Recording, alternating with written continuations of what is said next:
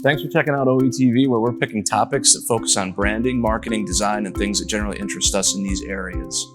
My name is Aaron, and today I'm wrapping up our first series where we've been unpacking the most important elements to consider when building a strong brand for your company. Elements like your values, your voice, your image, and your offer. Today I want to talk about the investment that you're making in your brand and how to plan for it. Building your company brand for long-term benefit requires two very important things. First, time. You need to make an internal commitment for you and your employees so that you can build this and build it the right way. Second, a budget that you've specifically allocated for developing your long-term brand. Let's first address the commitment required from your employees. It's not a difficult process, but should be an important first step.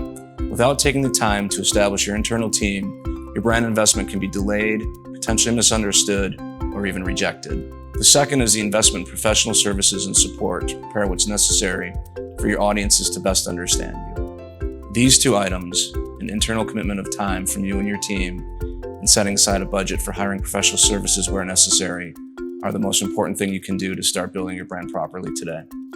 So how much should this cost? Consider this formula to recognize the value. Take your annual gross revenue, multiply that by 2 to 4% for professional services, that's your IBI, and amortize that across your expected brand life, which we call the EBL. For example, if your annual gross revenue is $1 million, investing 2%, $20,000 in your brand with a goal to achieve a 10-year lifespan will have an annual investment amortized at $2,000 a year.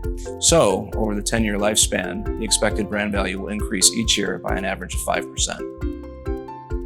And it works in the same way if you're a startup. If you're in the position of raising capital, you should still set aside 2 to 4% of what would be an anticipated gross revenue from your first 3-year average.